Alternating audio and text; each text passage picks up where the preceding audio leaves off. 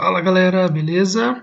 Eu sou o Kelvin Merlotti e nessa sessão do Code Rage a gente vai falar um pouquinho sobre como trazer o legado para uma nova arquitetura em microserviços e como que isso pode ajudar a gente.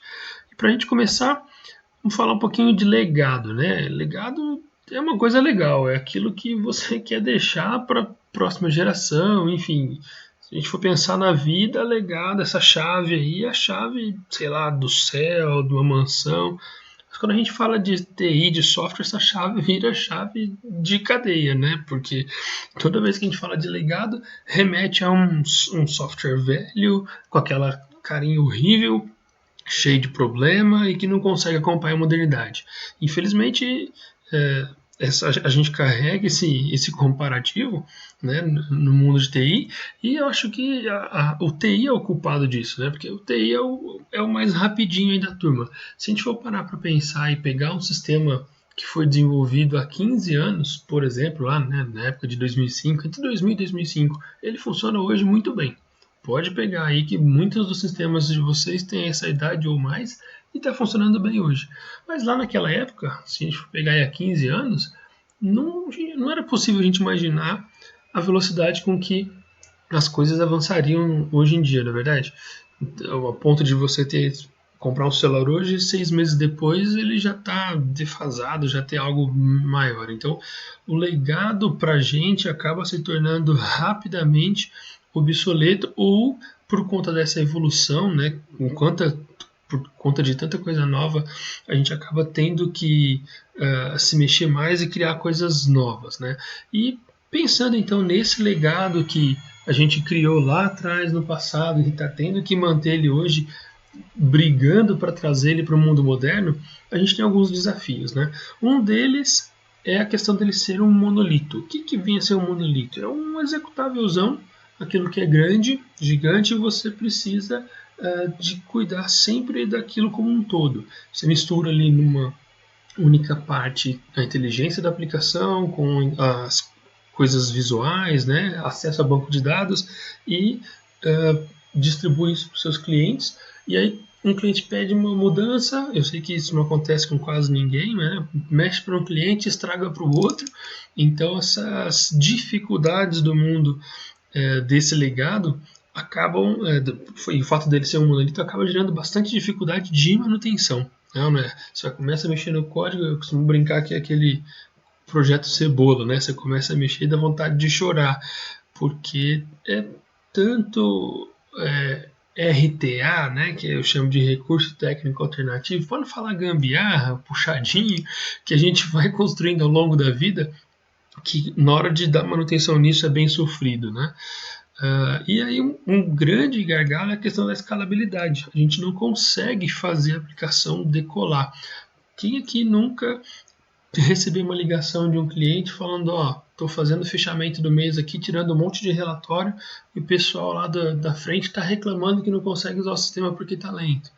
Poxa, como é que a gente faz nesse caso, né? Vai lá e às vezes você consegue achar uma SQL ou outra que você consegue dar uma tunada nela, beleza? Mas muitas vezes a gente vai lá para o cliente e fala, não, você tem que melhorar seu servidor, ó. Pô, você não pode, tem que botar mais hardware aqui, mais memória e tal. Até quando a gente consegue, né, fazer essa escala vertical, né? A gente ir aumentando uma única máquina até onde isso é factível. Daqui a pouco você está pedindo para o seu cliente comprar o computador da NASA e deixar ele dentro de casa, né, para o seu sistema rodar. Isso não faz sentido. E essa imagem aqui do amigo empurrando uma bola aí, né, subindo a montanha representa bastante isso. Ele está tentando levar uma super pedra, vamos dizer assim, lá para o topo. É bem mais difícil do que se ele fosse levar várias pedrinhas, concorda? Certamente ele vai fazer mais viagens, mas ele vai conseguir chegar lá no topo. Já com essa pedra aí, talvez não. Né? Além disso, a questão da elasticidade. Por exemplo, se você foi lá, o cara reclamou do relatório, falou, não, aumenta a memória, isso, aquilo. Ele aumentou. Aí terminou o fechamento do mês. O que ele vai fazer com tudo aquilo de memória? Ele precisa daquilo? Provavelmente não, né? Ah, não, mas é bom o servidor já ter mais memória e tudo mais. Eu concordo. Mas hoje em dia, quando a gente fala de nuvem, a possibilidade de você ter com alguns cliques um poder gigante de máquina à sua disposição Não é legal você poder desligar isso também? Esse é o conceito da elasticidade, né? Eu estico, eu cresço quando eu preciso e quando não preciso eu volto. Com o legado, com os monolitos que existem aí, né, bastante no mercado, isso é bem difícil de conseguir, né, essa característica da elasticidade. Então, a arquitetura de microserviços ela chega encaixando como uma luva, né? Porque a estrutura dela foi pensada em pequenas partes. Então, aquilo que a gente tinha de uma única camada lá, com todas as responsabilidades ali dentro, acesso a dados e características visuais, passa a ser dividido, né, em pedaços e responsabilidades menores. Então, em suma, um microserviço ele é um grupo de pequenas e bem definidas responsabilidades. Em alguns casos, um microserviço tem apenas uma responsabilidade, mas em vários deles você tem um grupo de pequenas responsabilidades que fazem sentido num determinado contexto, né, e que são altamente testáveis e manuteníveis, ou seja, evoluir aquilo, manter aquele código se torna simples, até porque ele é um pedaço pequeno de responsabilidade bem clara, né?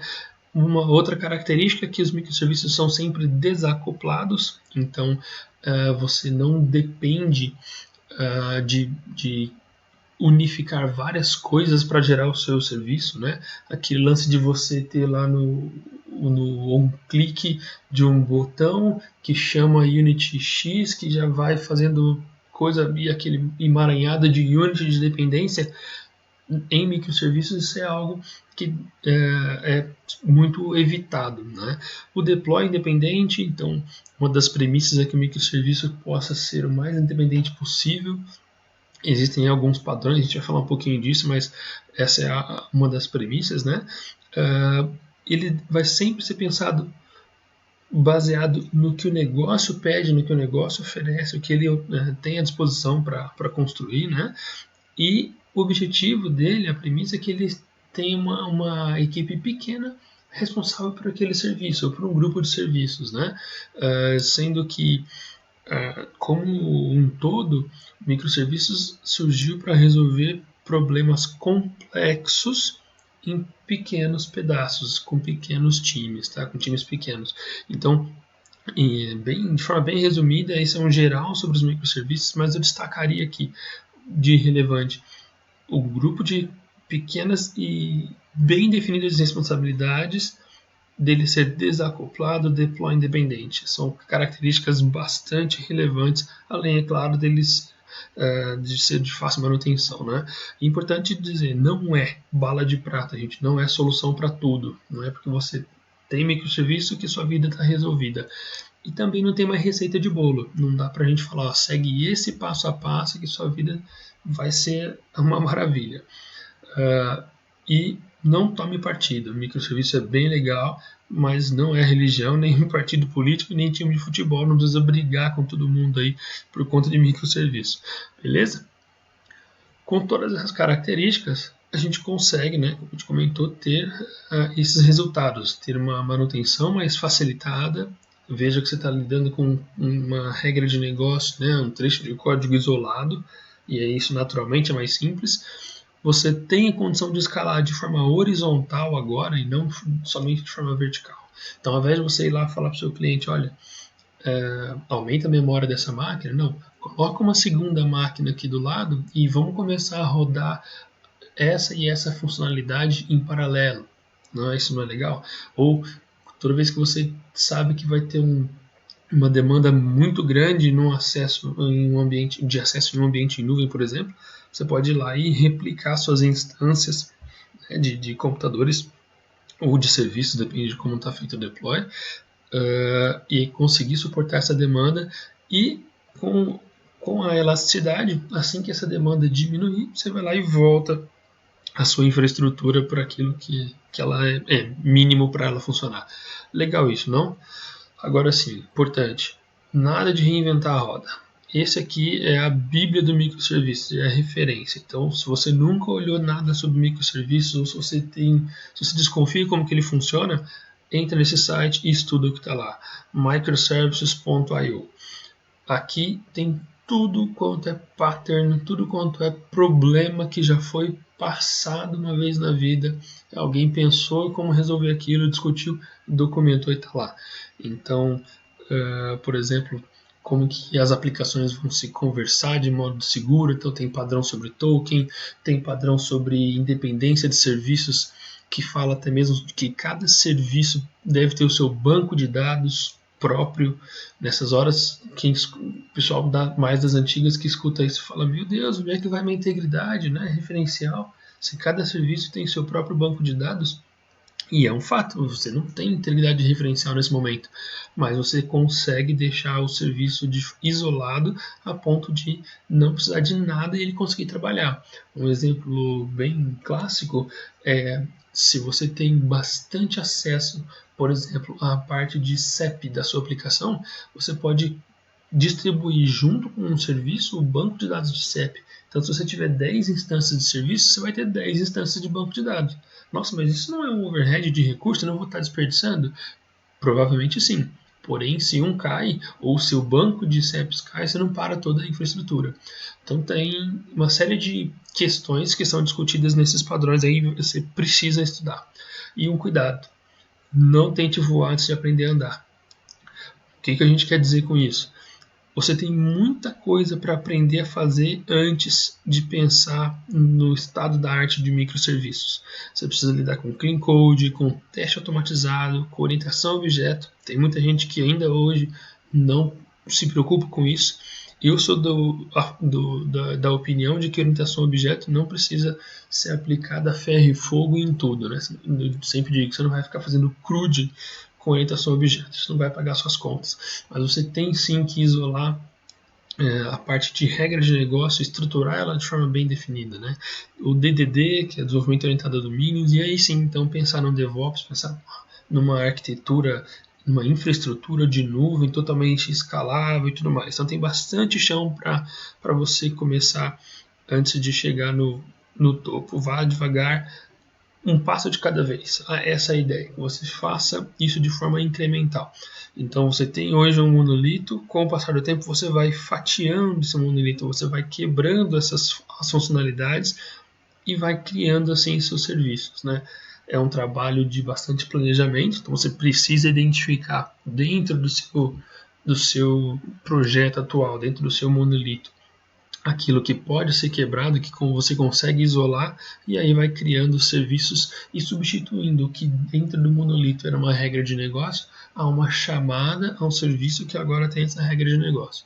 Essa é a ideia, então, que ao longo do tempo o seu monolito vai diminuindo e os seus serviços vão aumentando. Beleza? Ok, e para a gente fazer uma migração então, né? Eu tenho aqui meu monolito, tenho quilos e quilos de código, como que funciona? Qual que é o passo a passo? De forma bem resumida, você tem que fazer o planejamento, que é tentar idealizar qual a estrutura de serviços que você vai ter minimamente, e aqui pode acontecer uma confusão bem grande. Por quê? A gente tem dois erros bem graves aqui. O primeiro que é você tentar fazer cada funcionalidade no serviço, cada pequena característica no serviço, e aí você vai viver no inferno dos serviços, dos microserviços, e isso não é uma boa prática. E você também corre o risco de tentar criar um serviço monolito, microserviço monolito, que na realidade não vai ser micro, né? Então, muito cuidado nesse momento para você conseguir fazer essa separação. Infelizmente, como a gente falou, não tem receita de bolo. Tem que ir brigando aí com o seu conteúdo, com sua regra de negócio e entender aquilo que faz sentido para você e para o seu cliente para conseguir acelerar essa parte. Mas enfim, planejamento é a primeira parte. Onde eu vou atacar primeiro, como que eu vou quebrar esse pedaço, quais são as responsabilidades que eu vou injetar dentro de cada microserviço.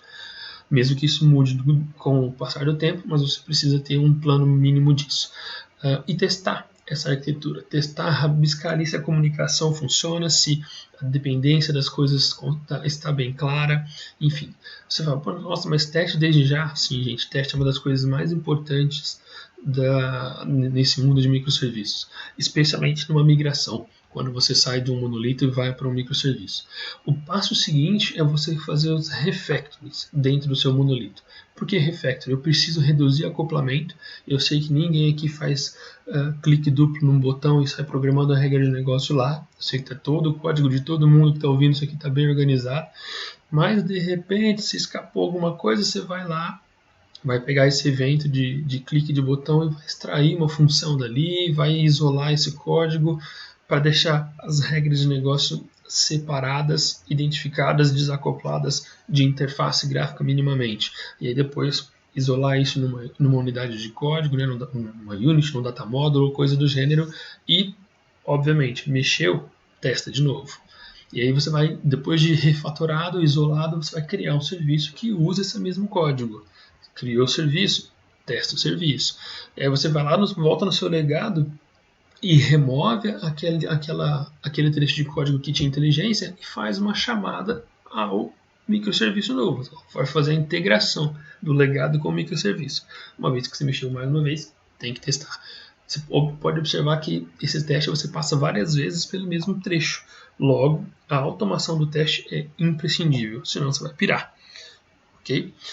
Bom, e o RAD Server? Onde entra nessa história? O RAD Server é uma das possibilidades de se implementar um microserviço, de se implementar uma API com Delphi. Ele já traz com ele uma série de recursos prontos, como um controle de usuários, que inclusive tem integração com a AD. Ele implementa um servidor de notificação, de push notification, analytics, IoT, para você conseguir coletar dados de sensores, até mesmo a condição de montar um GPS indoor utilizando o beacon. Então tem uma série de características que o RAD Server já traz pronto e criar APIs com ele é relativamente simples, é bem tranquilo, especialmente a parte de acesso a banco de dados, por ele explorar todo o potencial que o Delphi tem e vocês conhecem, né? Bom, na prática a gente vai dar uma olhada em algumas dessas funcionalidades. Eu separei essas 4 aqui para comentar com vocês. E aí tem alguns exemplos aqui para a gente fazer. Vamos lá? Deixa eu ir aqui para o meu Delphi. E eu vou começar abrindo um grupo de projeto que eu deixei aqui no jeito. Tem uma aplicação que eu construí para simular um cenário, né, dia a dia da gente. Imagine que isso aqui seja um cadastro de cliente, ok? Um cadastro bem simples, onde eu coloco o nome, CPF, eu tenho um limite de crédito, tem um CEP. E quando eu busco o CEP, ele vai trazer aqui o logrador, o bairro e a cidade, certo? Típica aplicação de sistemas legados. Então, no clique do botão, vai lá, faz um select numa tabela de banco, enfim, e já a regra de negócio está aqui. A mesma coisa acontece se eu vou aqui gravar. Então, faço lá alguma outra validação, por exemplo, se o CPF está informado, tem uma regra de negócio para limite, que basicamente pega o primeiro número do CPF, multiplica por 100 e diz que esse é o seu valor máximo, tá? Só para a gente ter alguma coisa aqui para validar, né? E aí faz a gravação em si. Enfim, é o típico cenário das aplicações legadas, certo? Guardadas as proporções, na verdade. Enfim, uma vez que a gente tem esse monolito, como a gente viu lá, né, o passo a passo, neste caso agora, a próxima etapa é refatorar. Então, nesse projeto refatorado, o que a gente fez? Olha só, a gente pegou essa função aqui que busca o CEP e extraímos dela uma função. O que antes era regra de negócio aqui direto acoplado na tela, veja, faz o select e já preenche os campos.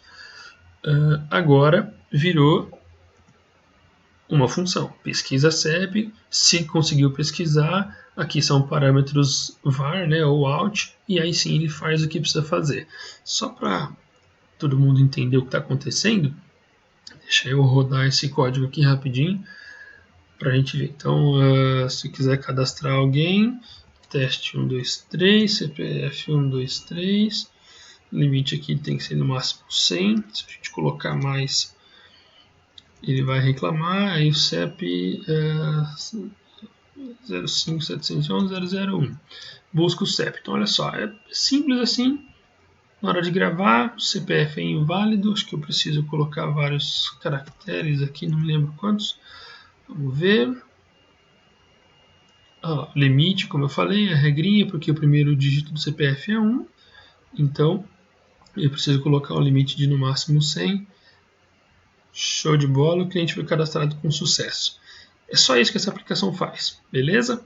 E aí a gente já rodou essa versão refatorada, né, que tem a pesquisa isolada. Nesse momento, o pesquisar CEP, ele é uma mera function do próprio formulário, ok? Então, a gente fez um refactor, eu tirei ali, desacoplei de alguma forma, né? E aí, continuando, no próximo passo, a gente isolou o que foi refatorado.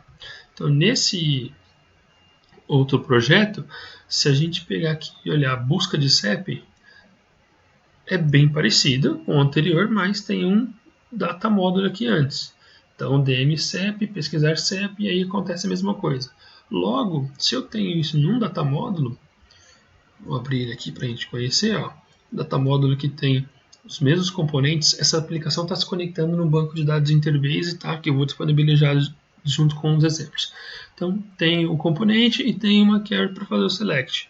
O data módulo, sim, faz o select na tabela e devolve pelos parâmetros, né, de saída o que ele encontrou, se encontrou, certo? Legal. Então aqui, ó, essa mesma aplicação provavelmente vai funcionar do mesmo jeito, né? Tem que funcionar essa ideia. Refatorou, coloquei um CEP, busquei, trouxe as mesmas coisas aqui. Show de bola. Muito bem. Essa tem que ser a sua vida. Identifica uma demanda, no caso aqui a gente pegou a consulta de CEP, extrai ela, isola ela, refatora o seu código para que ela fique isolada o máximo possível, e uma vez que ela está isolada, é relativamente simples você fazer ela virar um endpoint. Tá? Então aqui a gente tem um pacote do hard server, né, que foi criado, eu chamei esse pacote de CEPs. E quando você cria esse projeto, é bem simples de fazer isso. Se a gente ver aqui, ó, adicionar novo projeto, hard server, pacote do hard server, você pode criar um pacote vazio e você criar tudo na mão, ou usar o wizard para fazer isso para você. Então aqui eu chamei basicamente de CEPs, seguindo o exemplo ali, né? Vou colocar CEPs 2, pedir para que seja um data model e pedir o evento get, aliás, pedir o get item para que ele gerasse para mim. Simples assim. Quando eu termino, ele vai e gera esse cara, o recurso de CEPs, certo? Então olha só, ele cria aqui uma classe CEP Resource, chamou ele de CEP. Vocês vão observar, conforme explorarem mais o hard server, que ele é todo baseado em atributos, né, que são essas anotações em cima das classes e propriedades, etc. Então ele chamou ela de CEP, e eu tenho aqui um método getItem, que ele tem um sufixo, ou seja, toda vez que eu colocar CEP barra alguma coisa, esse método getItem vai ser disparado, ok? Então deixa eu desfazer isso aqui.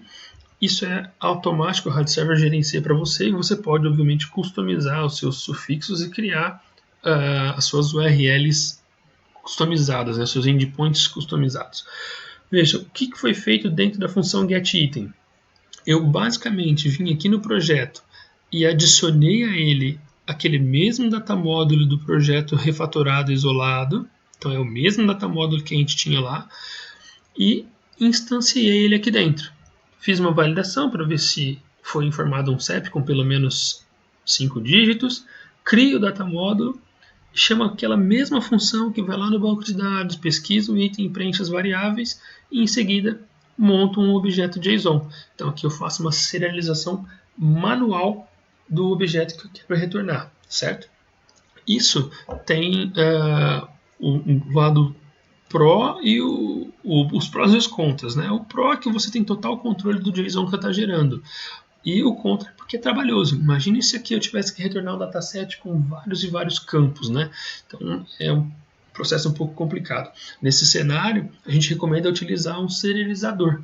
Então, se você colocar no Google, aí tem lá no GitHub, por exemplo, colocar dataset for Delphi, JSON dataset for Delphi, alguma coisa assim, ele vai achar um cara lá, uma unit que você adiciona ela no projeto e consegue fazer a conversão, né? E aí o próprio Delphi tem algumas coisas também. Você tem, por exemplo, o batch move do FireDAC, ele consegue fazer a escrita em JSON. Então, pega o dataset, liga como origem do Batmove e como destino um string, por exemplo, usando o formato do JSON. Isso tem até mesmo um post no blog do Michael Cantu explicando, exemplificando isso. Nesse caso aqui, fiz a serialização manual e setei esse objeto como retorno do meu método. O que é bacana disso? Olha só, quando eu rodo essa aplicação agora, esse serviço, ele vai subir aqui o RAD server para mim, né? E eu vou abrir o browser, e aí a gente viu que eu tenho aqui no fonte, né, ó, o recurso se chama CEP e eu preciso de um parâmetro. Então, quando eu venho aqui e coloco localhost barra CEP e barra o CEP que eu quero, ele vai lá e faz aquela consulta. Se eu colocar algo que eu não conheço, ele vai reclamar dizendo que não foi encontrado. E é usando todo aquele padrão que você já deve ter pesquisado alguma vez sobre o protocolo REST. Então, ele devolve o status HTTP correspondente ao not found. Por que isso acontece? Porque aqui, ó, a gente fez isso acontecer. Veja que se ele encontra o CEP, ele devolve o resultado. Se não, faz gerar uma exceção rise not found. E assim como o not found, a gente tem um bad request. Se eu mandar um CEP com menos caracteres do que 5, né, menos de 5 caracteres, ele vai me gerar um bad request. Então são uma série de facilitadores que o framework do RAD Server já traz para você lidar com isso. E olha que legal, uma vez que eu tenho meu CEP, o meu serviço criado, usando a mesma classe, eu criei uma nova pastinha aqui e com o mesmo projeto, e agora, ao invés do data módulo, que esse código chama fazer um acesso a banco de dados, veja que para o front continua diferente. Ó. Eu chamo um data módulo pesquisar CEPs. Só que esse pesquisar CEPs não mais faz acesso ao banco, ele faz acesso ao quem? A API. Então, quando a gente vai aqui no pesquisar CEP, ó, o código do banco eu deixei até comentado aqui, para a gente comparar. Mas basicamente, eu tenho aqui um conjunto de componentes que faz essa requisição HTTP para mim, passo o parâmetro do número do CEP para ele e mando executar.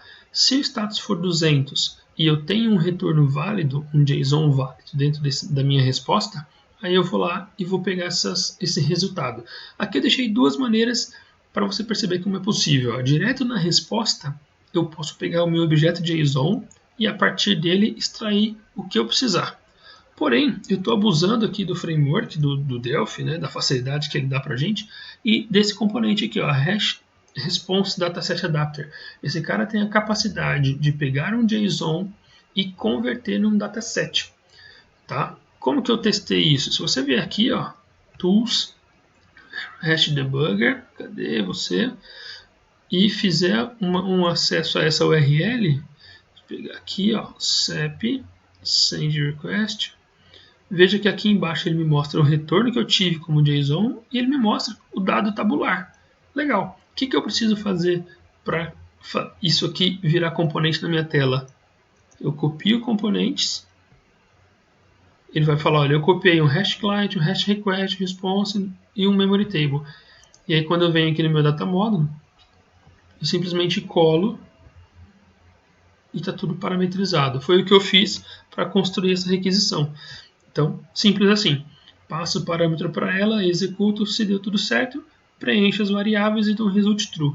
Se não, eu poderia, por exemplo, fazer um log disso, etc. Mas aqui eu só vou retornar o false, porque lá na interface ele está se preocupando com isso. E assim a gente conseguiu migrar uma aplicação, um pedacinho, né, de uma aplicação monolito para um microserviço. Legal, né? Então, isso, pessoal, é basicamente o que você tem que focar. Identificar qual parte você vai pegar, que no caso foi CEP, e extrair isso daqui. Bom, explorar um pouquinho mais o RAD Server, tá? Uma das coisas muito legais que eu gosto dele é esse cara aqui, ó. Quando você está no Wizard, vou fazer ele aqui, depois eu abro um exemplo. Ó. File, New, ó, Other RAD Server, e vamos pegar um novo pacote do RAD Server. Veja que aqui uma das opções que ele tem, vamos pegar aqui, por exemplo, cliques. Uma das opções que ele tem além dos principais verbos, né, HTTP, é um database endpoints. Olha que maluco isso. Quando você seleciona esse cara, ele te permite fazer uma conexão com qualquer uma das conexões que já estiverem parametrizadas ali na IDE, né, em tempo de design, e ele vai te listar todas as tabelas do banco. E aí você pode habilitar cada uma das tabelas, ele vai criar um recurso para cada tabela. E quando ele cria esse recurso, não significa que ele está criando um monte de código para você, não. Olha que maluco que é isso. Ele cria apenas um componente dataset results. Esse componente dataset results é ligado a um dataset. E aí você pode dizer o que você quer permitir ali. Seu list, get, push, delete. E acredite, você não precisa de uma linha de código para fazer isso. A única coisa que você precisa ajustar é quais são os verbos que você quer. Então, se você deixar todos aqui abertos, ele não vai entender como recurso disponível. Então, você tem que fazer, por exemplo, um list e qual o sufixo que você quer usar e etc. Para facilitar nossa vida aqui, ser mais rápido, deixei esse cara pronto. Olha só, aqui o projeto Dataset Resource.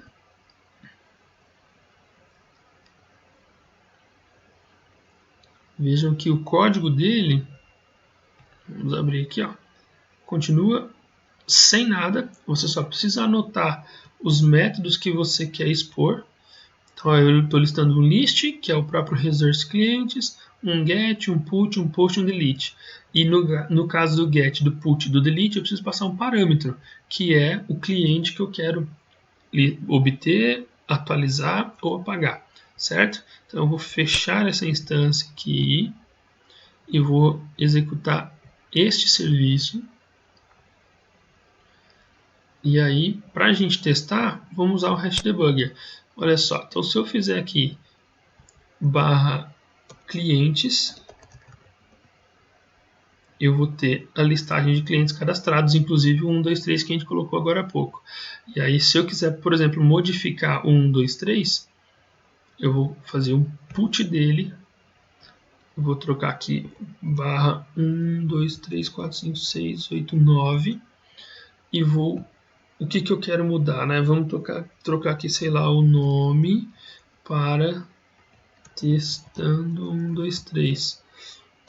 E aí quando a gente faz a requisição, se eu não errei nada, ó, beleza, deu 200, então funcionou. Quando a gente fizer o get de novo dos clientes, eu posso pegar só ele, tá aqui, e o testando 1, 2, 3 tá aqui, ou posso pegar a lista de todo mundo e ele vai estar aqui testando 1, 2, 3 pra gente. Legal isso, né? Muito produtivo para você fazer CRUD, fazer APIs dos seus CRUDs. É tudo que você precisa, um dataset, que é o Care Client, e um dataset Resource, apontando quais verbos aqui você precisa e você deseja usar. Legal? Muito bem. Então, vamos voltar aqui para a apresentação. Esses exemplos estão nesse link, tá? No github.com/camerlot Code Rage 2020 BR. Ou entra lá no github/camerlot e você vai achar rapidinho esse repositório. Já está disponível lá. Se você quiser saber mais de Hard Server, vai no YouTube, pesquisa lá Hard Server. Você vai achar um monte de material em português e inglês. Eu gostaria de destacar o playlist do Embarcadero Academy que o Fernando mantém. Lá tem vários vídeos específicos de Hard Server. Vocês vão conhecer, por exemplo, como fazer o deploy de uma aplicação para IS e coisa do gênero, ok? E esses dois itens aqui do Marco Cantu, um post que ele fez recentemente falando das novidades do Hard Server, né, nem tão recentemente assim, mas enfim, de uma das últimas novidades que saiu, inclusive essa questão dos delegates, né, que é você apontar um método para uma classe e ela se vira. No caso ali a gente viu a classe de dataset resource, né? Então dá uma lida nesse material aqui que é bem interessante. Mas para a gente começar a fechar aqui, né, grandes poderes trazem grandes responsabilidades. Então não é fácil nem segurar um trem, nem carregar um monte de caixinha de ovo. Na verdade, nem o monolito e nem os seus microservicinhos aqui não é simples de carregar. Assim que você começar a lidar mais com isso, você vai encontrar desafios relacionados à automação de teste, a deploy. Imagina que cuidar de às vezes uma ou duas portas da sua aplicação é tão trabalhoso, né? E você vai ter que lidar com dezenas de aplicações, muitas delas com 2, 3, 10 instâncias. Então você precisa de ajuda para fazer deploy, para cuidar da segurança, né? A parte de SSL, certificado, token, log e monitoramento. Então é indispensável. Se é difícil às vezes você rastrear o que acontece dentro de um executável, imagina num ecossistema inteiro de executáveis se conversando e respondendo o tempo todo. Então é muito importante isso. E Big Data também é outra coisa que inevitavelmente vai passar pela sua timeline. Sabe o que mais você precisa conhecer? Aqui tem uma sopa de letrinhas e tecnologias que vão te ajudar relacionado a esses desafios do slide anterior. Então, para fazer log, monitoramento, in-memory, containerização, que é uma espécie de virtualização para facilitar o seu deploy, para facilitar a construção de ambientes, enfim, tem muita ferramenta aqui que com o tempo, aos poucos, você vai pesquisando e conhecendo mais. Lembra de avançar no baby steps, né, de forma gradativa. Vai fazendo um pouquinho por dia. Começa criando um serviço único, uma instância, e faz sua aplicação conversar com ele. E vai crescendo isso. Ok? E é isso aí, né? Vem microserviço, tipo o Richard fez com a Pororoca lá.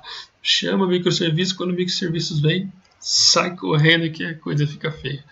Brincadeiras à parte, pessoal, microserviços é um desafio, é um universo bem legal de trabalhar. E se você tiver interesse em conhecer um pouco mais desses assuntos que a gente falou aqui rapidinho e do que mais é possível, entra nesse link aqui, bit.ly/mais microserviços com Delphi, ou escaneie esse QR Code. É um formulário que vai pedir o seu nome, e-mail e os assuntos que você tem interesse, para conseguir dimensionar e priorizar os assuntos para a gente publicar mais conteúdo relacionado a isso. Fechado? Então, eu queria agradecer aí o tempo de vocês e abrir para perguntas agora. Talvez a gente tenha uns minutinhos aí para poder tirar algumas dúvidas e ajudar um pouquinho mais a galera. Beleza? Muito obrigado, pessoal, pelo tempo de vocês. Um forte abraço e até logo.